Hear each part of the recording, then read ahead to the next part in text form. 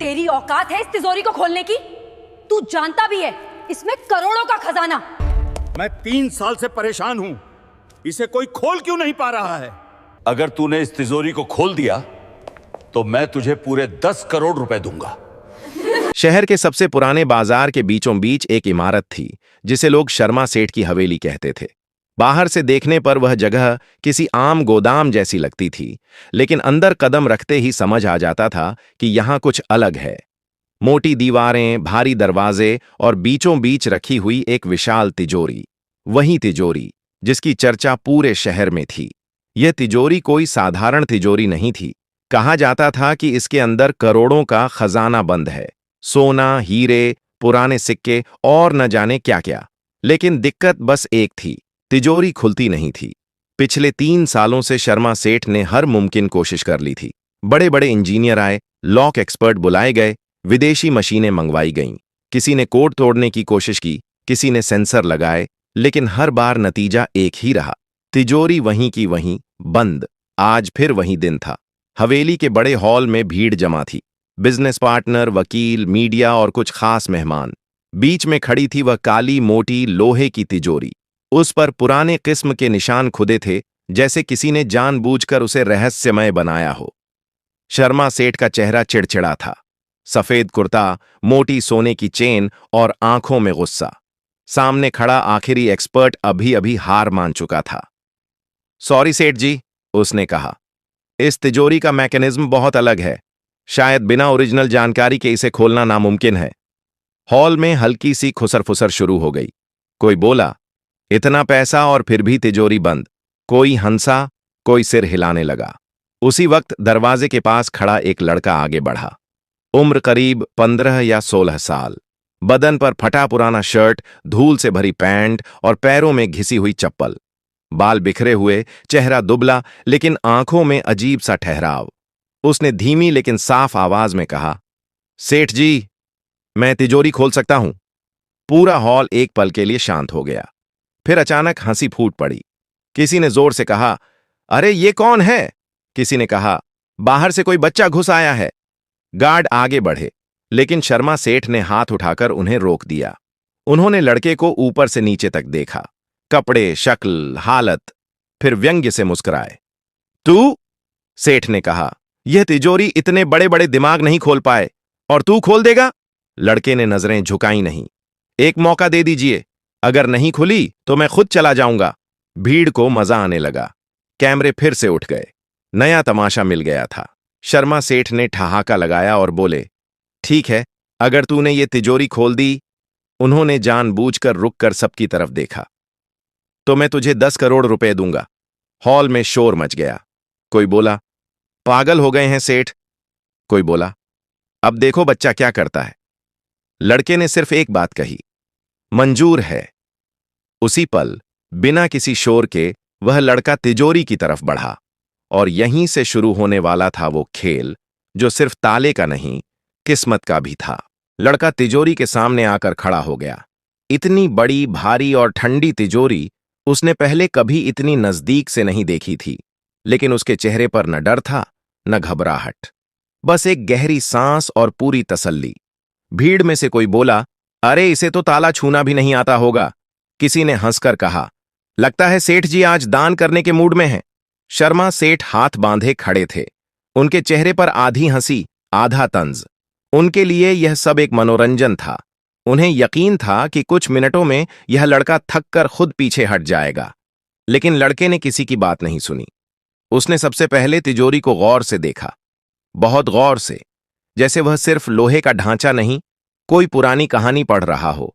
उसकी उंगलियां तिजोरी की सतह पर हल्के हल्के घूमने लगीं, कभी ऊपर बने निशानों पर, कभी किनारों पर, कभी नीचे के कोनों पर। एक बुजुर्ग वकील ने पास खड़े आदमी से फुसफुसाकर कहा, देख रहा है, ये यूं ही हाथ नहीं फेर रहा, कुछ ढूंढ रहा है। लड़के ने कान से तिजोरी को छूकर हल्की सी थपकी दी, फिर दूसरी तरफ से भी, धक धक। अंदर से आवाज थोड़ी अलग लग रही थी। उसने आंखें बंद की। भीड़ को लगा अब कोई नाटक शुरू होगा, कोई जादू, कोई मंत्र, लेकिन कुछ नहीं हुआ। वह बस खड़ा रहा, शांत, जैसे अपने दिमाग में किसी नक्शे को दोहरा रहा हो। दरअसल उसका नाम नीरज था। नीरज पास की झुग्गियों में रहता था। उसका पिता कबाड़ी का काम करता था। टूटे ताले, जंग लगे बक्से, पुराने संदूक, यही नीरज की दुनिया थी। बचपन से वह अपने पिता के साथ कबाड़ छांटता रहा था। कई बार ऐसे ताले मिलते जो दिखने में बेकार होते, लेकिन नीरज घंटों बैठकर उन्हें खोल देता। उसे मशीनें नहीं आती थीं, उसे किताबों की भाषा नहीं आती थी, लेकिन उसे सुनना आता था। धातु की आवाज, दबाव का फर्क, खाली जगह का अंदाजा। नीरज ने तिजोरी के दाईं ओर बने एक छोटे से उभार पर उंगली रखी। वहां कोई बटन नहीं था, बस थोड़ा सा फर्क। उसने वहां हल्का दबाव डाला, फिर छोड़ा। कुछ नहीं हुआ। उसने दोबारा कोशिश की, इस बार दबाव थोड़ा बदल कर, फिर नीचे वाले कोने में वहीं किया। भीड़ बोर होने लगी। एक रिपोर्टर बोला, लगता है खत्म हो गया शो। लेकिन तभी नीरज रुक गया। उसने सिर थोड़ा तिरछा किया, जैसे किसी हल्की आवाज को पकड़ लिया हो। फिर उसने दोनों हाथ तिजोरी पर रखे, एक ऊपर एक नीचे। धीरे धीरे दबाव बढ़ाया। क्लिक। बहुत हल्की आवाज, इतनी हल्की कि आधे लोग सुन ही नहीं पाए। लेकिन नीरज के चेहरे पर हल्की सी मुस्कान आ गई। शर्मा सेठ सीधा हो गए। ये आवाज, उन्होंने खुद से कहा। नीरज ने आंखें खोल दी। अभी तिजोरी नहीं खुली थी, लेकिन कुछ जाग चुका था। और यह तो बस शुरुआत थी। क्लिक की वह आवाज छोटी थी, लेकिन असर बड़ा। शर्मा सेठ की आंखें अब तिजोरी से हट नहीं रही थीं। जो लोग अभी तक हंस रहे थे, वे भी चुप हो गए। हॉल में अजीब सा सन्नाटा फैल गया, जैसे किसी ने हवा रोक दी हो। नीरज ने हाथ पीछे नहीं खींचे। उसे पता था कि यह ताला एक झटके में नहीं खुलने वाला। यह उन तालों में से था जो ताकत नहीं, धैर्य पहचानते हैं। उसने फिर से तिजोरी को थपथपाया। इस बार अलग जगह। धक धक। एक तरफ से आवाज भारी थी, दूसरी तरफ खोखली। उसके माथे पर पसीने की हल्की बूंदें आ गईं। कपड़े पुराने थे, लेकिन उसकी हर हरकत बेहद नपी तुली थी, जैसे वह कोई अंदाजा नहीं लगा रहा, बल्कि किसी याद को फॉलो कर रहा हो। भीड़ में से एक इंजीनियर बुदबुदाया, यह लड़का प्रेशर पॉइंट्स ढूंढ रहा है। नीरज ने तिजोरी के नीचे झुककर देखा। वहां कोई ताला नहीं था, कोई लीवर नहीं, लेकिन धातु की बनावट थोड़ी अलग थी। उसने उंगलियों से वहां हल्का घुमावदार दबाव दिया। कुछ नहीं हुआ। उसने सांस छोड़ी, फिर दोबारा कोशिश की। इस बार पहले से थोड़ा धीमा। अंदर से फिर वही आवाज आई, गुड। अब यह आवाज साफ थी। शर्मा सेठ अनजाने में आगे बढ़ाए। रुको, उन्होंने कहा, कोई मशीन तो चाहिए हो, बता दें। नीरज ने बिना पलटे कहा, नहीं सेठ जी, मशीन उलझा देती है। यह तिजोरी सीधे हाथ से बात करती है। कई लोग चौंक गए। सीधे हाथ से बात करती है? नीरज ने तिजोरी के सामने खड़े होकर आंखें बंद कीं। उसने दोनों हथेलियां तिजोरी पर रखीं, जैसे कोई डॉक्टर मरीज की धड़कन सुनता है। कुछ सेकंड तक वह बिल्कुल स्थिर रहा। फिर उसने बाएं हाथ से ऊपर के हिस्से पर दबाव दिया और दाएं हाथ से नीचे की ओर हल्का सा स्लाइड किया। क्लिक। फिर एक और क्लिक। अब आवाजें साफ थीं। हॉल में खड़े कैमरे फिर से चालू हो गए। रिपोर्टर फुसफुसाने लगे, कुछ हो रहा है। यह बच्चा सच में कुछ कर रहा है। नीरज के दिमाग में उसके पिता की आवाज गूंज रही थी, हर ताला जल्दी नहीं खुलता बेटा, पहले उसे समझना पड़ता है। उसने तिजोरी के किनारे पर उभरे एक बेहद छोटे निशान पर उंगली रखी। यह निशान जंग जैसा लगता था, लेकिन असल में वह जानबूझकर बनाया गया था। उसने वहां दबाव डाला, धीरे, लगातार। अचानक तिजोरी के अंदर से भारी चीज के सरकने की आवाज आई। गुड। धड़। भीड़ में किसी ने सांस खींच ली। अरे! नीरज ने हाथ हटा ली। वह जानता था, अभी नहीं। अगर वह जल्दबाजी करता तो सब फिर से लॉक हो जाता। उसने एक कदम पीछे लिया, गहरी सांस ली, फिर आगे बढ़ा। अब तिजोरी सिर्फ एक लोहे का डिब्बा नहीं थी, वह जाग चुकी थी और पहली बार वह खुलने के लिए तैयार लग रही थी। नीरज एक कदम पीछे हटा तो कई लोगों को लगा कि वह हार गया। भीड़ में फिर से हलचल होने लगी। बस इतना ही? अब थक गया होगा। देखा, कहां था ना? लेकिन शर्मा सेठ ने इस बार किसी को कुछ कहने नहीं दिया। उनकी नजरें तिजोरी पर टिकी थीं। उन्होंने साफ देखा था, तिजोरी के अंदर कुछ हिला था। वह कोई भ्रम नहीं था। नीरज ने अपनी हथेलियों को आपस में रगड़ा। पसीना था, लेकिन हाथ कांप नहीं रहे थे। उसने नजर उठाकर तिजोरी को देखा। अब वह उसे बाहर से नहीं देख रहा था, वह उसके अंदर की तस्वीर अपने दिमाग में बना चुका था। उसने धीमी आवाज में कहा, सेठ जी, अगर मैं गलत हुआ तो यह तिजोरी फिर से पहले जैसी बंद हो जाएगी, फिर कोई भी इसे नहीं खोल पाएगा। हॉल में खड़े कुछ लोग चौंक गए। ये क्या कह रहा है? ये तो रिस्क है। शर्मा सेठ ने दांत भींचे। 3 साल की नाकामी, करोड़ों की लागत और अब यह बच्चा। कुछ पल वह चुप रहे, फिर बोले, जो करना है कर, अब पीछे हटने का मतलब नहीं। नीरज ने सिर हिलाया। उसने तिजोरी के बाईं तरफ नीचे बैठकर कान लगाया। इस बार उसने थपकी नहीं दी, बस सुना। पूरा हॉल खामोश था, इतना कि किसी के गले से पानी निगलने की आवाज भी तेज लग रही थी। नीरज को अंदर से हल्की सी धातु की कंपन महसूस हुई। यह वही कंपन थी जो उसे कबाड़ में मिले पुराने संदूकों में महसूस होती थी। फर्क बस इतना था कि यह तिजोरी कई गुना ज्यादा जटिल थी। उसने दाएं हाथ की 2 उंगलियां एक साथ ऊपर के कोने पर रखीं, बाएं हाथ की हथेली नीचे वाले हिस्से पर। धीरे धीरे दबाव बढ़ाया, फिर अचानक दोनों हाथों का दबाव एक साथ छोड़ दिया। क्लैक। इस बार आवाज साफ और तेज थी। भीड़ में किसी ने जोर से कहा, अरे ये तो सच में खुल रही है। नीरज ने समय बर्बाद नहीं किया। उसने तुरंत तिजोरी के बीच वाले हिस्से पर हाथ रखा और हल्का सा घुमाव दिया। यह घुमाव इतना छोटा था कि कैमरे भी ठीक से पकड़ नहीं पाए, लेकिन असर बड़ा था। तिजोरी के अंदर जैसे कुछ सेट हो गया हो। अब आवाजें बिखरी हुई नहीं थीं, वे क्रम में थीं। गुड, क्लिक, धक। शर्मा सेठ का चेहरा सफेद पड़ने लगा। उन्होंने जिंदगी में बहुत कुछ देखा था, लेकिन यह पहली बार था जब उनका शक डर में बदल रहा था। नीरज के दिमाग में एक ही बात चल रही थी, जल्दी नहीं, अगर जल्दी की तो सब खत्म। उसने आखिरी बार तिजोरी के सामने खड़े होकर दोनों हाथ रखे, आंखें बंद कीं, सांस रोकी और बहुत हल्के से, जैसे किसी सोए हुए बच्चे को जगाते हैं, उसने दबाव डाला। अचानक तिजोरी का ऊपरी हिस्सा 1 इंच बाहर की ओर सरक गया। पूरा हॉल सन्न रह गया। यह अभी पूरी तरह नहीं खुली थी, लेकिन अब कोई हंस नहीं रहा था, अब कोई शक नहीं कर रहा था। अब सब जान चुके थे, यह लड़का खाली हाथ नहीं आया है। तिजोरी का ऊपरी हिस्सा 1 इंच बाहर सरकते ही जैसे समय थम गया। कोई चिल्लाया नहीं, कोई ताली नहीं बजी, सब बस देखते रह गए। नीरज ने हाथ वहीं रखे, उसने धक्का नहीं दिया। उसे पता था यह वह पल है जहां ज्यादातर लोग गलती कर बैठते हैं। अधीरता, ज्यादा जोर, और ताला फिर से खुद को बंद कर लेता है। उसने बहुत धीमी आवाज में खुद से कहा, अब बस, सही क्रम। उसकी आंखें तिजोरी के अंदर झांकने की कोशिश नहीं कर रही थीं। वह बाहर के संकेत पढ़ रहा था, हल्का झुकाव, दरवाजे का वजन, धातु की सांस। उसने बाएं हाथ से ऊपर वाले हिस्से को स्थिर रखा और दाएं हाथ से नीचे की ओर बहुत हल्का दबाव दिया। गुड। अब आवाज भारी थी, ऐसी आवाज जो सिर्फ तभी आती है जब अंदर कुछ बड़ा अपनी जगह छोड़ रहा हो। शर्मा सेठ अनजाने में 2 कदम आगे आ गए। उनका गला सूख चुका था। खुल रही है, उनके मुंह से अपने आप निकल गया। नीरज ने आखिरी बार नीचे की ओर उंगली घुमाई, बस आधा घेरा, उसे ज्यादा नहीं। क्लैक। इस बार आवाज ने कोई शक नहीं छोड़ा। तिजोरी का दरवाजा अपने आप आगे की ओर झुक गया। 1 सेकंड, 2 सेकंड, फिर भारी लोहे का दरवाजा पूरी तरह खुल गया। पूरा हॉल जैसे फट पड़ा। खुल गई! अरे ये तो खुल गई! ये बच्चा कर दिखाया! कैमरे चमकने लगे, लोग आगे बढ़ने लगे, लेकिन गार्ड्स ने तुरंत रोक लिया। शर्मा सेठ खुद तिजोरी के सामने पहुंचे। उनके हाथ कांप रहे थे। तिजोरी के अंदर का नजारा किसी ने सोचा भी नहीं था।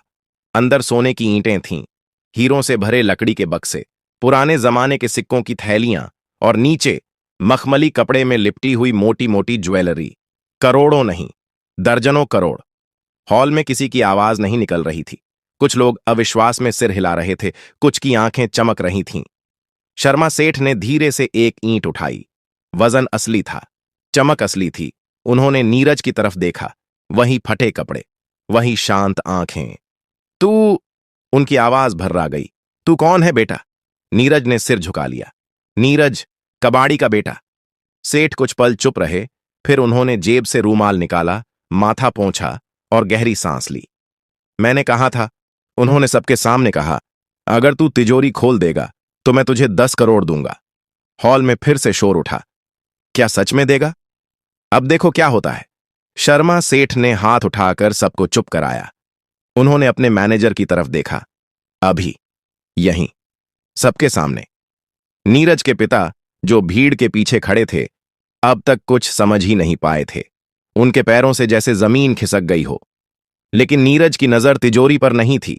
उसकी नजर उस दरवाजे पर थी जो आज सिर्फ लोहे का नहीं, उसकी किस्मत का भी ताला खोल चुका था। और यह कहानी अभी खत्म नहीं हुई थी। हॉल में शोर अब काबू से बाहर होने लगा था। कोई फोन पर बात कर रहा था, कोई वीडियो लाइव कर चुका था। खजाना मिल गया कि खबर आग की तरह फैलने लगी थी। शर्मा सेठ ने अपने पर्सनल मैनेजर को इशारा किया, लीगल टीम बुलाओ, अकाउंट्स तैयार रखो। मैनेजर हड़बड़ाकर फोन लगाने लगा। नीरज अब भी वहीं खड़ा था। न उसके चेहरे पर लालच था, न जीत की खुशी, जैसे उसने कोई सौदा नहीं, सिर्फ अपना काम पूरा किया हो। शर्मा सेठ उसके पास आए। पहली बार उनकी आवाज में सख्ती नहीं थी। तू जानता है 10 करोड़ क्या होते हैं? नीरज ने सिर हिलाया। इतना कि मेरे पिता जिंदगी भर कबाड़ उठाकर भी नहीं कमा पाएंगे। भीड़ में खड़े कुछ लोग असहज हो गए। ये बच्चा सीधा बोल रहा था। सेठ कुछ पल उसे देखते रहे, फिर बोले, तो फिर भी तू डर नहीं रहा? नीरज ने जवाब दिया, डर तब लगता है जब ताला समझ ना आए।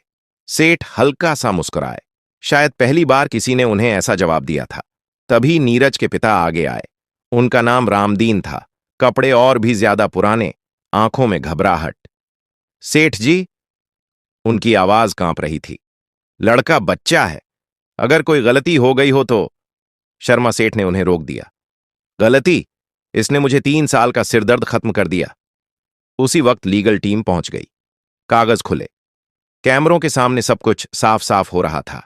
सेठ ने ऊंची आवाज में कहा, सब लोग सुन लें, मैंने वादा किया था और शर्मा सेठ अपना वादा तोड़ता नहीं। एक कागज आगे बढ़ाया गया।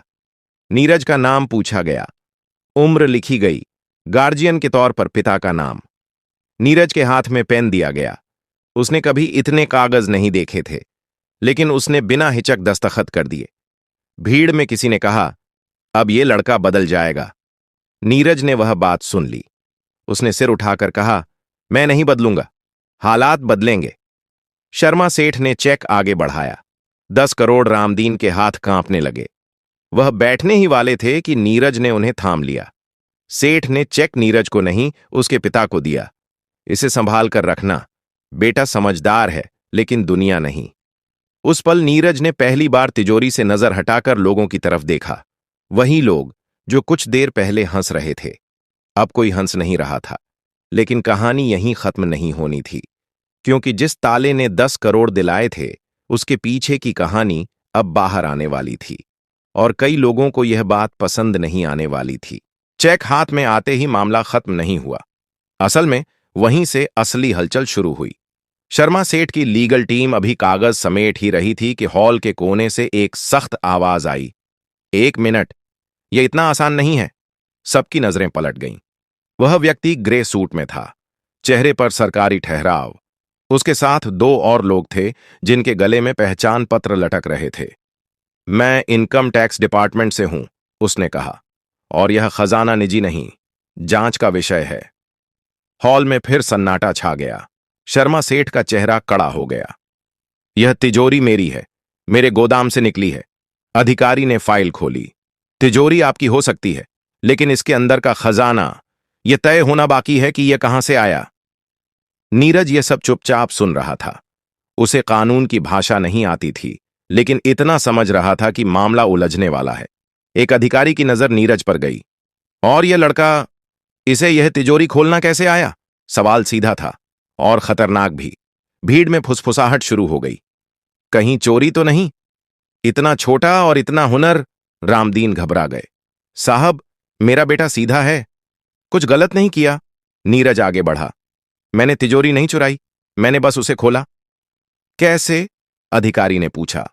नीरज ने एक पल सोचा, फिर बोला, मेरे पिता कबाड़ उठाते हैं, पुराने ताले, संदूक, पेटियां, मैं उन्हें खोलता था।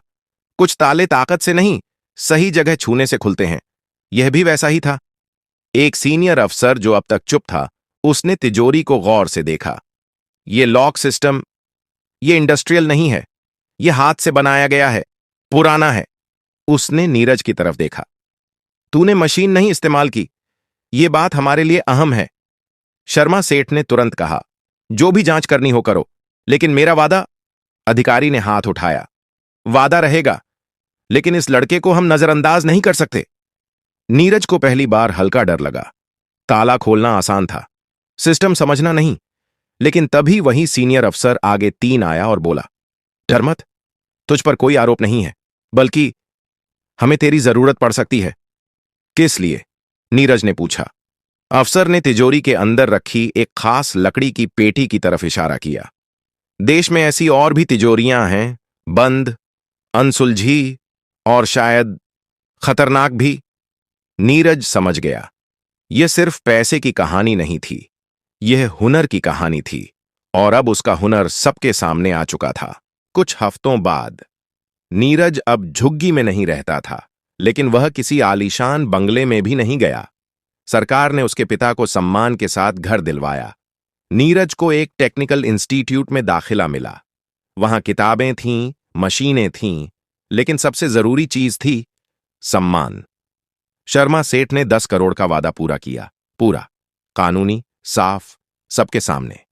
नीरज ने उसमें से आधा पैसा अपने पिता को दे दिया। आपने मुझे कबाड़ में मौका दिया, उसने कहा, अब आपकी बारी है आराम करने की। बाकी पैसे से उसने एक छोटा सा वर्कशॉप बनाया, नाम रखा नीरज लॉक लैब। वहां वह बच्चों को सिखाता था, ताले खोलना नहीं, सोचना। एक इंटरव्यू में किसी ने उससे पूछा, इतनी कम उम्र में करोड़पति बन गए, कैसा लग रहा है? नीरज ने साधारण सा जवाब दिया, मैं करोड़पति नहीं बना, मैं सिर्फ दिख गया। उस दिन के बाद लोग जब किसी बंद तिजोरी के सामने खड़े होते तो मशीनें याद नहीं करते, वे याद करते थे एक फटे कपड़ों वाले लड़के को, जिसने साबित किया था कि हर ताला चाबी से नहीं और हर किस्मत सिफारिश से नहीं खुलती।